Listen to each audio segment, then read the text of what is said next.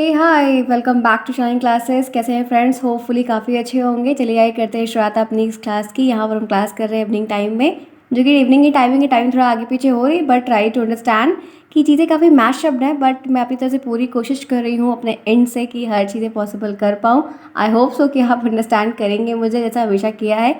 मेरा टारगेट यही इस बार का है कि मैं प्रॉपर तरीके से, पंचुअलिटी तो कोशिश हो रही है, बट कोशिश है कि फिलहाल के लिए एग्ज़ाम अभी बहुत दूर है, तो चीज़ें पॉसिबल हो जाएगी, बहुत प्रॉब्लम नहीं होगी। आप लोगों को पता है क्या करना है, कैसे करना है, काफ़ी आप लोग को आइडिया भी है, एक्सपीरियंस भी है, क्योंकि आप लोगों ने ऑलरेडी 2 सेमेस्टर दे रखे हैं। तो मुझे भी थोड़ा सा रिलैक्स है कि आप कर ले जाएंगे। बट मेरी जो रिस्पॉन्सिबिलिटी है, चीज़ें हैं, मैं पूरी कोशिश करूँगी कि जितना इंपॉर्टेंट है, बेसिक है, बेस्ट है, वो करवा पाऊँ। आप जुड़े हुए मेरे साथ, मैं हूँ शानी, सभी का स्वागत है यहाँ पर। आज की जो पेपर है 1 है, पेपर 2 है, 2 पेपर आपको देने हैं। मैं ये चाहती हूँ कि 1 हफ्ते लगातार मैं आपके वो सेक्शन को कॉन्टिन्यूस वे में लेकर चलूँ जिसमें आपका भी बढ़िया फ़ायदा हो, मेरा भी हो, क्योंकि मुझे भी आपके डिफरेंट सब्जेक्ट को एक साथ मैनेज करने में प्रॉब्लम हो रही है। तो मैं आपके पेपर 1 जो 50 नंबर के बड़े टारगेट के पेपर हैं, मैं वो चाहती हूँ कि एटलीस्ट 3 से 4 चैप्टर मैं कवर करवा दूँ, फिर उसके बाद दूसरा स्विच करूँ, ताकि लगातार जब वो चीज़ रन वे में चलती रहती है तो समझ में आता है कि हाँ 1 बाय 1 क्या पढ़ना है, 1 बाय 1 प्लेलिस्ट में ऐड होता जाएगा, तो वो काफ़ी हेल्प करेगा। ठीक है, आई होप सो कि आप सभी इस बात से एग्री होंगे और प्रॉपरली इन चीज़ों को कंडक्ट करते हुए कर लेंगे। प्लेलिस्ट में सब कुछ मैं ऐड कर दूँगी, तो 1 बाय 1 करके आप उसको वहाँ से देख लीजिएगा।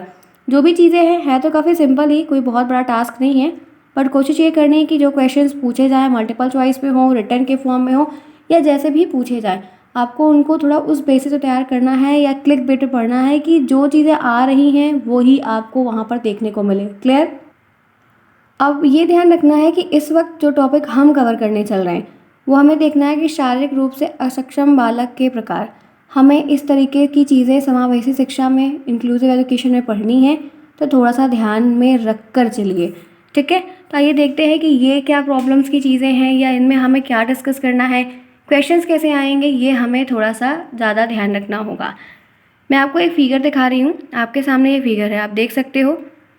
आप लोगों ने अलग अलग स्टेज में अलग अलग स्टूडेंट्स को ज़रूर देखा होगा, एनालिसिस भी किया होगा अपने भी पॉइंट ऑफ व्यू को लेकर।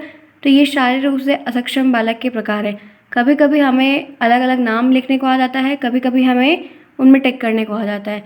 तो यहाँ पर अंधे और कमज़ोर नज़र वाले जो बच्चे होते हैं, जिन्हें थोड़ा कम दिखाई देता है, या जो पूरी तरीके से अंधे होते हैं, वो उनकी एक फ़िज़िकल डिसेबिलिटी में काउंट होता है, ये बात आप जानते हैं। ठीक है, वो भी एक विकलांगता में ही आता है, डिसेबिलिटी के सेक्शन में इंक्लूड होता है, तो वो चीज़ आपको ध्यान रखनी होगी। और जो बच्चे ऐसे जिनको सुनने में प्रॉब्लम होती है, श्रवण वाली प्रॉब्लम होती है, वो भी फिजिकल डिसेबिलिटी में काउंट होता है, दो ध्यान रखना है। फिर वाणी वाली जो विकलांगता है, वॉइस टोन की प्रॉब्लम्स है, हकलाना है, थूक देना है, बीच में बोलते समय या रुक जाना है, हाँफने लगना है, ऐसी बहुत सारी प्रॉब्लम्स होती हैं। ये सारे के सारे डिसऑर्डर्स हैं, तो वो आपको ध्यान रखने होंगे। अपंग बच्चे हैं, हाथ पैर में प्रॉब्लम है, हाथ छोटा है, एक हाथ नहीं है, पैर में प्रॉब्लम है, विकलांग है, नाजुक है, बहुत ही सुस्त पुस्त है एकदम, वो पावर नहीं है, वो एनर्जी नहीं, बॉडी नहीं, तो बहुत सारी चीज़ें ऐसी होती हैं जो हम फिज़िकल ग्रोथ या फिज़िकल डिसेबिलिटी में काउंट करते हैं। तो ऐसे बच्चे हैं, ये जीवित हैं, इन्हें हम कहीं फेंक नहीं सकते हैं, इन्हें हम कुछ कर नहीं सकते हैं। तो इनके लिए भी कुछ चीज़ें हो, क्योंकि ये विकलांग हैं, लेकिन ये ज़रूरी नहीं कि वो दिमाग से विकलांग हो। समझ रहे हैं इस बात को? ये ज़रूरी नहीं है, क्योंकि आपने बहुत बड़ी बड़ी एग्ज़ाम्स को देखे होंगे, पैर से विकलांग है लेकिन आईएएस ऑफिसर है। तो इसमें क्या मतलब है कि वो फिज़िकली तो डिसेबल हैं, ठीक है, जो कि गॉड गिफ्टेड है या बाय एक्सीडेंट के थ्रू है, समथिंग वॉट एवर। बट ये है कि उनका मेंटल पावर नहीं ख़राब है, उनकी आईक्यू नहीं ख़राब है, वो चीज़ उनकी बेटर है, वो चीज़ उनकी बेस्ट है। ठीक है, तो ये आपको ध्यान में रख कर चलना है कि हम ऐसे स्टूडेंट्स को इग्नोर नहीं कर सकते।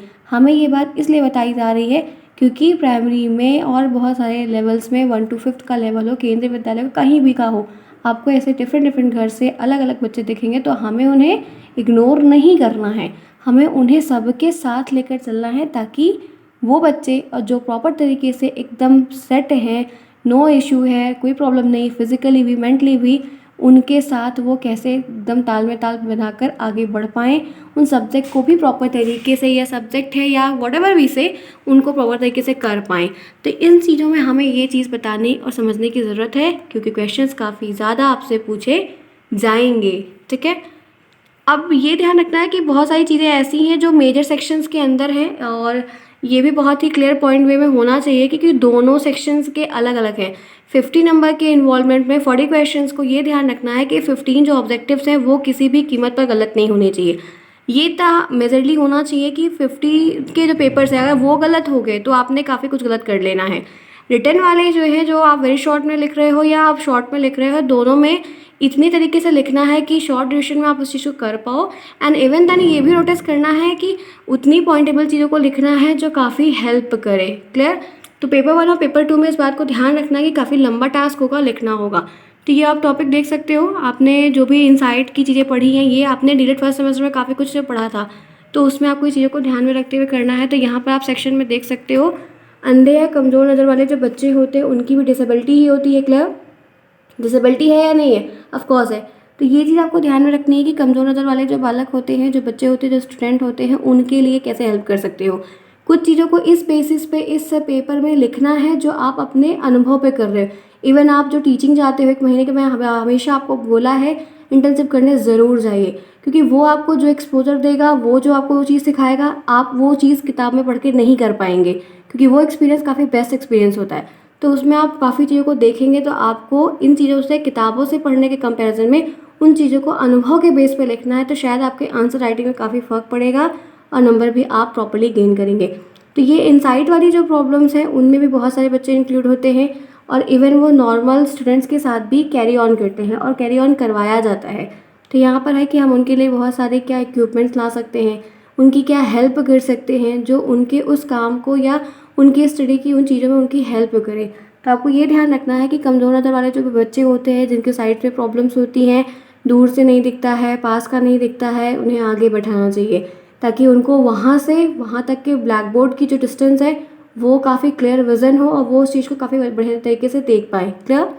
तो ये आपको ध्यान में रखना है। कुछ चीज़ें ऐसी होती हैं जो ऐसे स्टूडेंट्स हैं जो नॉर्मल क्लासेस में नॉर्मल स्टूडेंट्स के साथ कैरी ऑन कर रहे हैं, उनके लिए आप कुछ स्पेशल ट्रीटमेंट कर सकते हैं। क्लियर? तो ये आपको ध्यान रखना है। थोड़ी बड़ी प्रॉब्लम्स आएगी एडजस्टमेंट में, तो आपको उनको जितना हो सके उतना हर चीज़ को अवेलेबल करवाना है और बेस्ट से बेस्ट उनको सिखाना है, बताना है, एक्स्ट्रा टाइम देना है। इवन ये कह सकते हैं कि आपको उनके ऊपर एक्स्ट्रा एफर्ट्स लगाना होगा। As a teacher, you have to responsible for the person and for all the student that kind of physical disability belong to this. Clear? ये बहुत ही बेसिक है, ये पता होना चाहिए। तो ये चीज़ें आपकी मैंने जो आपको बता दी हैं वो क्लियर है। इस तरीके से कई सारी चीज़ें लिखने को आएंगी तो आपको करना होगा।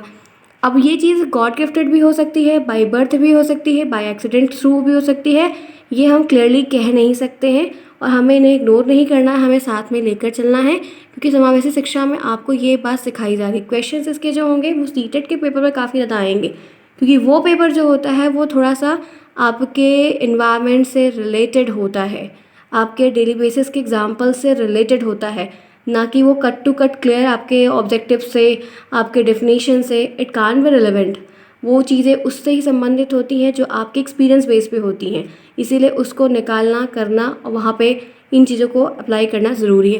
तो एक मैंने आपको ये बताया। दूसरा है सुनने में, बहुत सारे ऐसे होते हैं जैसे श्रवण की विकलांगता पाई जाती है। क्लियर है? हाँ बिल्कुल है, देखा भी होगा आप लोगों ने काफ़ी बेटर वे में। तो ये विकलांगता बालक सुन नहीं पाता है, इसमें चाहे लड़की हो या लड़का हो उसको सुनने में प्रॉब्लम्स होती हैं। क्लियर?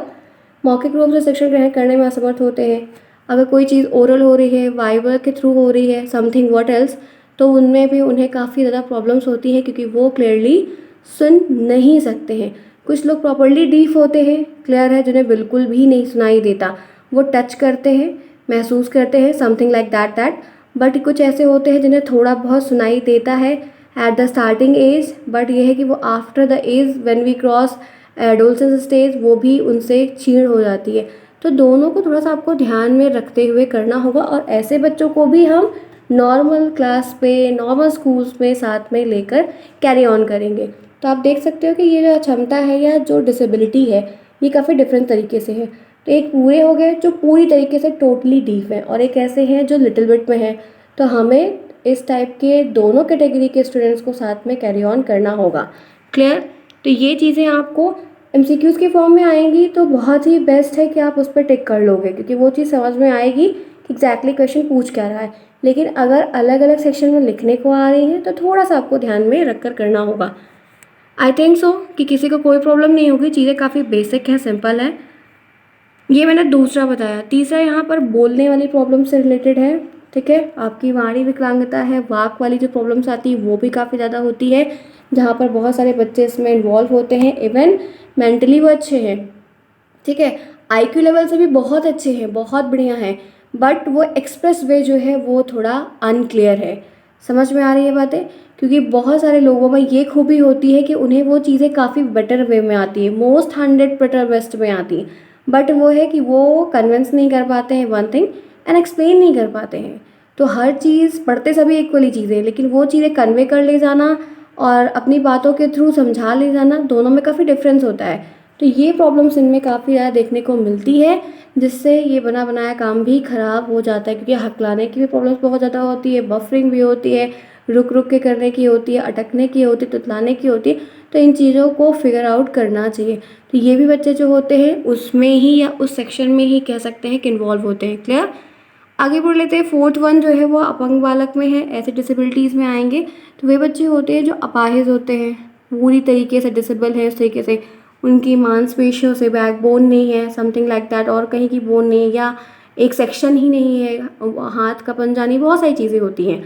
तो वो चीज़ें आपके इनको ध्यान में रखनी है। तो ये अपंग बालक के जो होते हैं इनके लिए फिर स्पेशल से स्कूल होता है, स्पेशल से गवर्नमेंट बहुत सारी चीज़ों करती है, क्योंकि गवर्नमेंट ऐसी पॉलिसीज़ पे काफ़ी ज़्यादा काम करती है। वर्क एग्जिस्ट करे या ना करे, बट ऑन पेपर चीज़ें एग्जिस्ट होती हैं, और वो चीज़ें कहीं ना कहीं पे हर जगह नहीं होंगी, बट ये कि 50 में अगर कह सकते हैं तो 20 जगह पर होती हैं। तो ऐसे स्टूडेंट्स को अगर साथ में पढ़ाया जा रहा है या कोई एक्टिविटीज़ करवाई जा रही है तो सपोर्ट करना चाहिए। एज अ टीचर आप रिस्पॉन्सिबल हैं, और जितने भी क्लासमेट्स हैं या जो भी कलीग हैं उनको भी इस चीज़ के इन्वॉल्वमेंट के साथ कहना चाहिए, कि ताकि वो उनका सपोर्ट करें।